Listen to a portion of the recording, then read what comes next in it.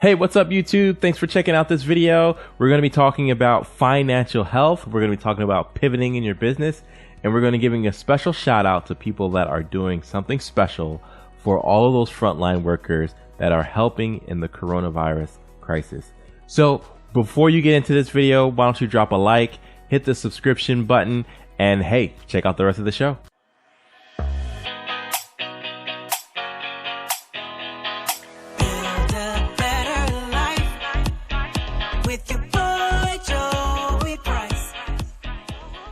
Hey, what's up? Thank you for tuning into another episode of the Business, Life, and Coffee Show with me, JoeyvPrice, your host. I'm so glad that you're tuning in today, wherever you are in the world. Strong chance that you're tuning in from home. Why? Because we're still under the coronavirus quarantine. However, podcasts like these, shows like these, hopefully help brighten your day. And I couldn't be more excited to bring this episode to you. We have Velky as our special coffee shop Q&A guest. And Aaron is going to talk about finances and why this could be a good time for you to pivot and reevaluate how much you're spending on different things. So that's going to be a very great conversation. But first, I just want to check in with you. How are you doing? What's new with you? How are things with your business? How are things if you are employed, working? This is a crazy time right now, and we've never experienced a time like this before, at least not that I know of. And one of the reasons why podcasting through moments like this is important is because ultimately people are going to look back and want to know, what was it like being in this time? What was it like having shelter in place? What was it like having hospitals that are doing their best but just don't have enough of the resources needed, and so they're having to get innovative, they're having to get creative. Governors are having to get creative in the way that they lead their states. And so there's going to be a story to tell when this is all said and done. And so podcasting through moments like this is part entertainment, to give you something to look forward to every week, but it's also part information and a matter of historic record. Like I said, we've never been in a time like this before. And so the people that tell the stories are going to help future generations understand what it was really like to experience times like this. So again, this is why we podcast, but thank you to you for listening. And also thanks to the team that makes this possible. Everybody from Peja, who is now basically manages podcast production. I have Janny May, who helps share our podcast online and social media, and Basit, who helps with video and audio editing. So thank you, team. Love you guys. This wouldn't be happening without you. All right. Speaking of not happening without you, we're going to get ready for Mama I Made It. And this Mama I Made It is more of a shout out. There's no particular person, but what I am seeing is that we're in the midst of a crisis, and so many people are finding innovative and creative ways to contribute to the movement of supporting our first responders and healthcare workers. And so the first shout out that I want to give is Starbucks actually is offering free coffee to first responders and people who are in the health crisis, that are on the front lines of the health crisis rather. So nurses, doctors, techs, you name it. If you contribute to the mission of a hospital, they're giving you free coffee. So I really want to shout out them. But also, guys, on Instagram, and by the way, my Instagram is JoeyvPriceHR. I'm seeing a ton of people who are knitting masks for workers. So that is cool that people are doing that. And the knitting, it's not about the design in as much as it's about helping to create a barrier that helps the workers keep their masks longer. As I mentioned earlier, there's a shortage of masks. And so this moment in time is when we're really looking at, how can we help preserve the materials that we do have until there's an opportunity for more stuff to come. And could you imagine trying to do your job without having the necessary supplies? Like, could I imagine trying to work online if I only had internet for 30 minutes a day? Or could I imagine trying to get to my office if I only had gas to go 10 miles of a 20-mile journey? Like, that's where healthcare workers are at this point. And so anyone who is stepping up to contribute to their mission, to their cause, my hat goes off to you. Definitely you get a Mama I Made It cheer from me. What is Jumpstart doing? Well, I recently signed us up to be a part of, in the state of Maryland, there's this partnership that they have with private industry, and it's for the Maryland Emergency Management Administration. And I don't know if I'll get a call back. I don't know if there's even a need, but I would imagine that, with the healthcare workers that are needed, and now we're looking into med schools and nursing schools and placing people at hospitals to actually help with the fight against the coronavirus. There may be a need for resources. So for HR, for training, for onboarding support, for sourcing through resumes and finding the right fit. So HR companies are deemed essential. So I'm just trying to play an essential part. So I do want to thank my team, Emily and Yemisi, for being a part of the team right now and doing all you can to help keep things going. So that's this Mama I Made It segment. All right, next we are transitioning into while you are working. So while you are working, there was a article published in Chief Executive Online, and the title of this is called CEOs, Cash, and COVID, What Every Company Must Do ASAP. And I'll share a link, of course, in the show notes like we always do.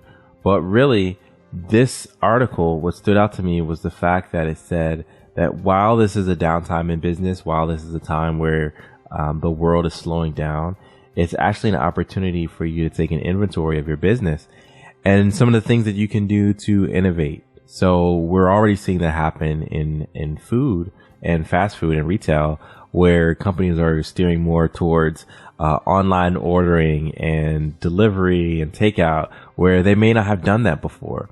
And so we're seeing innovation in that space. But, what are some things that you can do to innovate in your business? Maybe you can go to online courses. Maybe you can go to consulting or other partners that might be helpful for you to get new business. This is the season to figure out what it is that you can do to be successful and pivot in the midst of this pandemic. I think that this pandemic is going to change the way that we work for the rest of our lives. And I think there's a certain PTSD almost that will be attributed to those who live through this era of the coronavirus. We don't have a cure at this point. There's no vaccine at this point. We don't know when that's going to come. And until that does come, there's just going to be this subtle paranoia or this subtle awareness that at any given moment, you could be susceptible to a virus that is terminal for many people, and definitely a major life setback for others. And so, life is very crazy right now. Life is very different right now. And I know that I'm just talking to you on a show and you're listening to me, but that part of your life may be normal, listening to a podcast or viewing a podcast on YouTube. But there's inevitably something else that you're doing during your day while listening to this and watching this that is just radically different than what you'd be doing. For example, if you're listening to this at home and you usually listen to it on the way to the office or while you're at the office, life is just changing radically. And so I just think that this is a really great time for entrepreneurs, business owners, business managers to reevaluate, just how you're doing business and some of the things that you can do to be successful. So, all right, we're going to take this commercial break really quick. And then on the other side of that, we're going to have Aaron Velky. Jumpstart HR is changing the face of the HR industry with their outsourcing, project consulting, and phone support. enabling startups and small businesses to outsource their HR needs from anywhere in the U.S., from new business and legal compliance to employee performance management and outplacement services. Within the business community, Jumpstart HR is a trusted and reliable service. In fact, companies like Forbes, HR.com, and Inc. magazine have all featured Jumpstart HR for their easy-to-use, hourly, monthly, and on-call support that is tailored specifically to each client's needs. This saves clients like you a lot of time and money. To learn more, schedule your free HR evaluation today at jumpstart-hr.com/contact. All right, so welcome back to this segment. We call it Coffee Shop Q&A here at the Business Life and Coffee Show. We've got a very special guest this week. His name is Aaron Velky, and he is the CEO and founder of Ortus Academy, Inc. And what I love about Aaron is he's known for many things, but the primary thing is he helps people with money. And he helps young people with money, professionals with money. And what better time now than in the midst of this coronavirus pandemic than to take a look at your budget, take a look at your finances, and get some lasting tips to succeed. So Aaron, welcome to the show. Thanks for having me, Joe. Good to be here. Hey, how are you doing? First of all, man, let me get a life check. What's going on? Pulse is good. All right. Oxygen's good. I've been stopping a pause from, this is a time where I feel most called to help. Yeah. And so I'm finding myself, after 7 hours being like, oh my God, where am I? What day is it? How many hours have I worked? So aside from that, man, I'm good. Family's good. And I think our whole team is doing well. Oh, that's great, man. That's great. This virus came out of nowhere, and now life just looks radically different. What's one way that life looks different for you? Man, I run a really, really exciting morning routine. I get up in the morning at 4:30, hit the gym, come back, and I usually keep from about 6 until maybe 10 with no meetings. And that's my time to create. And now I'm not leaving for meetings. So there's having this creativity sort of overhaul. At the same time, I think I'm really missing the gym. I'm really missing it. Man, we all are. Going outside just doesn't cut it. I gotta get in there and with the weights and the machines and things. So, I feel you, bro. I feel you the same, man. So, it's not the same doing it at home. I like I'm now somewhere different, doing something different. Yeah. And, we'll figure it out. Yeah, for sure. So, Aaron, I mentioned that you're the CEO of the Ortus Academy. Really quickly, tell us what that means. What do you do with the Ortus Academy? Well, right now is again sort of like a calling to a much bigger mission. What we have been doing for 5 years is educating people on what we call financial intelligence. And we may talk about a little bit of what that means today, but really when we think about money, we think about emotions and we think about psychology, right? Behaviors and triggers and all those things. And we've been working for the last several years on how we can help individuals, depending on where they are at a lot of different stages, figure out what matters to them, what their values are, what their personality with money is, and really helping them develop a better relationship with money. And now more than ever, that is absolutely essential. Yeah, I would agree. And I would think, when I think about relationships, I think about partners, and I think about the advice that they give to couples that are looking to get married is like, it's not about so much changing your partner, but it's changing how you relate to your partner. So I would imagine in some way, it's kind of like, all right, money isn't going to change. You have to be a better partner to your money. And so you help people with that. Big time. And there's a really fun exercise we do. We'll ask people to finish the sentence, money is. And, those answers are really indicative of how you feel about it. And, sometimes we'll get like, money is evil. And then we have to have a conversation about, well, what do you expect you'll do? If you feel like it's evil, what do you think you'll do if you get an opportunity to get some? Or money is power, right? Or, that's right. Or money is freedom. Yeah. it's all of those things, but those are indicators of where people stand. Yeah, no, that's true. So not everybody starts with the same relationship with money. What are some of the reasons why you think people have different outlooks on finances? We all grow up in different households that have, parents with different outlooks themselves, and a lot of that gets imprinted. We might have an experience really young that changes our relationship, whether it be, money gets stolen, or we earn it in a way that makes us not feel clean, or, maybe we work and feel like, well, I don't even know why I got paid. I'm not sure I did anything. So most of it has to do with imprinting, but I think now in a digital age, we also have a bit of a separation with our money. We no longer need to pass cash. We can just like click, click, click, yep, and it's gone. Yep. So we've got a very different dynamic when digital currency has now become commonplace. And what we're experiencing in that new age is that your relationship with money is now magnified because the pain of spending and the pleasure of buying are now very far apart. Yeah. Well, talking about pain, we're all cooped up in the house for good cause, for good reason. Being good neighbors, being good American citizens, and staying home to flatten the curve. And I think that's got people thinking about what they would be spending their money on, what they're not spending their money on, what they wish they could be spending their money on. Why do you think now would be a good time to evaluate the relationship that a person has with money? We're cutting the cloth as it is, right? There are going to be some major financial ripples of this that haven't really hit yet. We're still kind of waiting for them to wave through.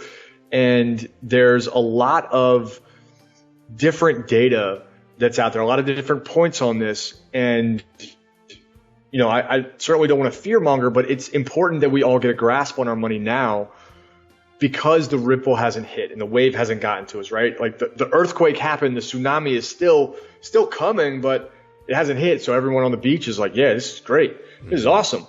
And the reason tsunamis are particularly dangerous is the water recedes. Everyone's like, wow, look at all these cool shells and look, wow, it looks great. This is awesome. And then they're like, kapoosh. Yeah. So, in many ways, now is a great time to get a handle on things, to develop some new habits because the ripple of this is yet unseen.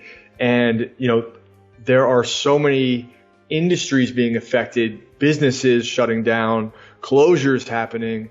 And those things, they take a while to kind of percolate through the system. So there's just a lot to be told in this story. And I would love for every listener to really take a hard look at what they're doing with their dollars so that they're prepared, right? It's just about preparation, really. Yeah. So talking about preparing for the tsunami, it sounds like you're expecting worse things or additional things to happen even beyond this initial wave of having to stay at home. If you were talking to a friend or talking to a client, what are some of the conversations that you'd be having about relationships with money and things to stop doing, things that you need to start doing? What would that conversation look like? So right now we're having those conversations a lot. They're sometimes with entrepreneurs and business owners. Sometimes they're with, friends and family members.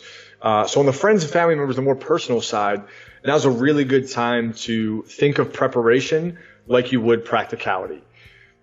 Now's not a great time to upgrade your car or buy a new denim jacket because it's on sale, right? We keep saying this in all of our social channels. Everything right now is on sale.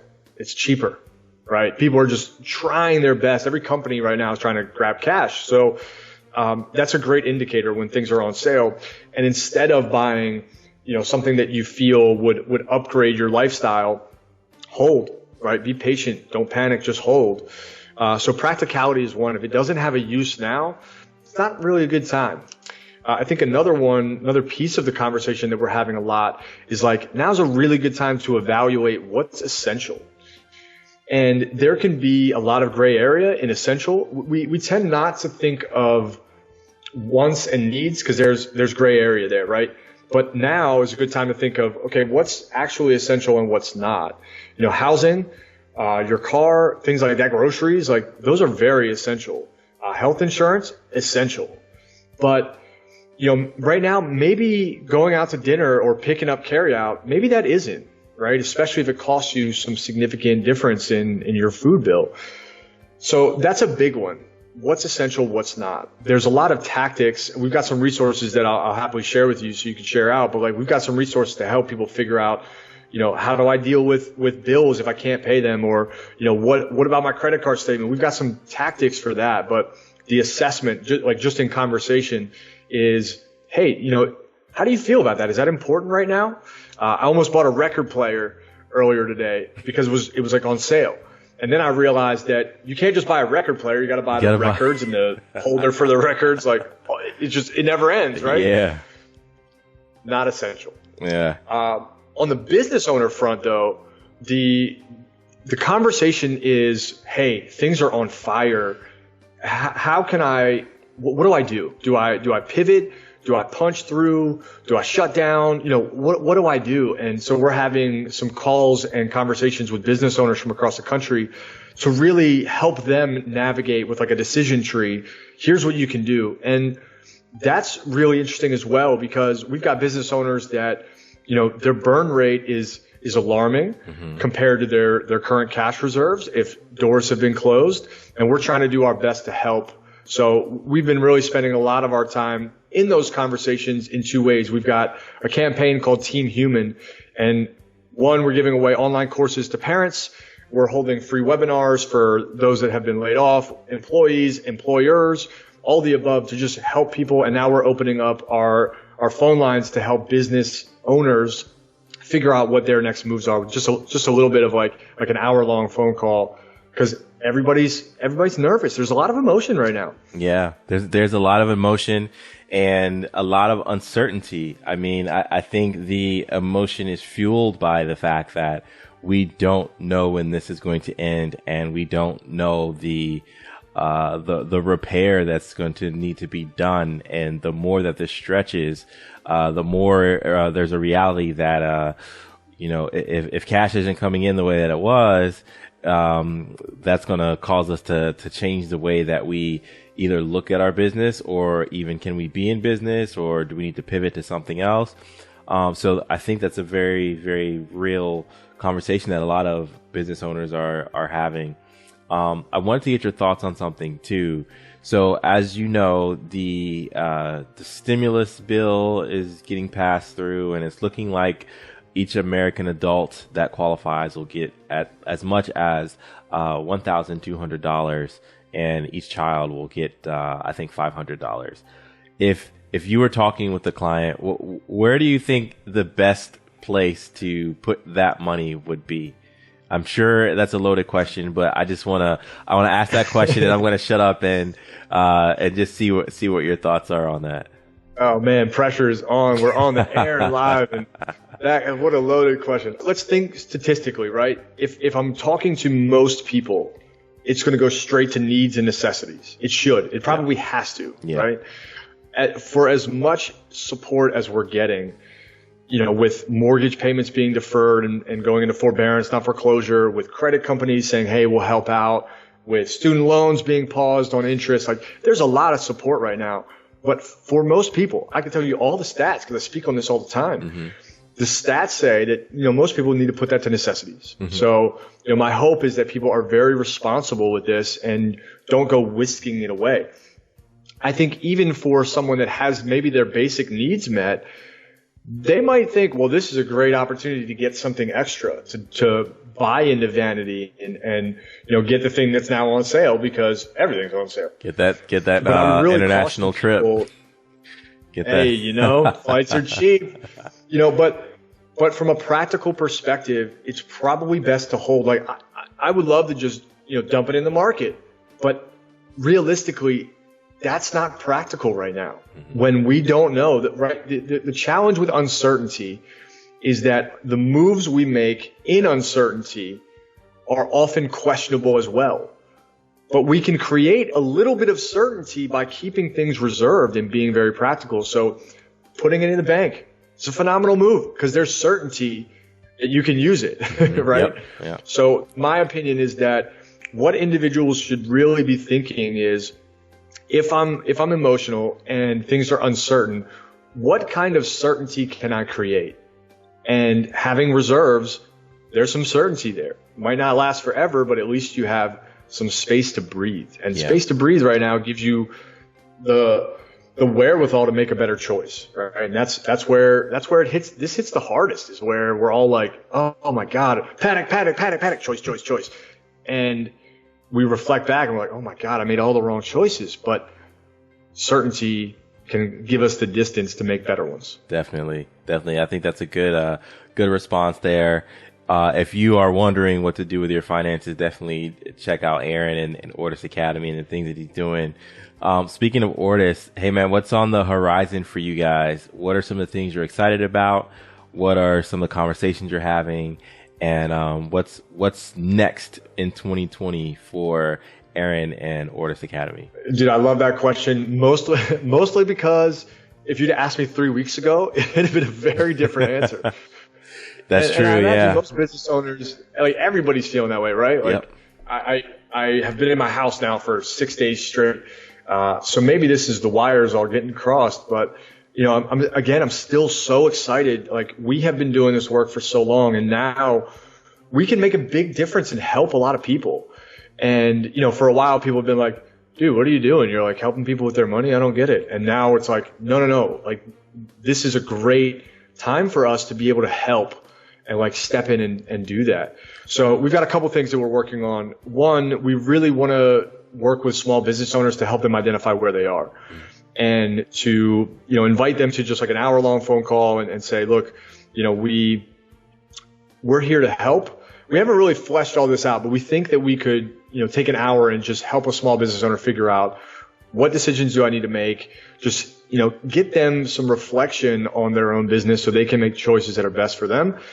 We're also working on this employer wellness model that we think could be really effective. Obviously, right now it might be challenging, but in the long run, what we want to be able to do is work with the owners of a business and support their employees and give the entire staff a little bit of financial education. Because even from here, this is going to be one of those moments for a lot of people. We're really excited to help people navigate through that, where they don't have to look back and say, I never want to experience that again, right? We really want to be support beams for people now. And for those that, money isn't talked about in school and in families, it's not always provided in college. Like, no one really talks about it. We just hope that we do it right. And then, when the dart does hit the board, we're like, oh, yeah, you guys see that? I did it. Did it. Nailed it. And I got it. You see that? Perfect. Put that one on Instagram. And what is real right now is that the emotions that are happening are just in the now, and we want to provide some education so that people, when they go to buy a house, they know how to do that. When they want to understand, how to invest, they can do that. And if they haven't been taught that, we've got a great foundations level course for them. Like, start here, and here's the staircase upwards.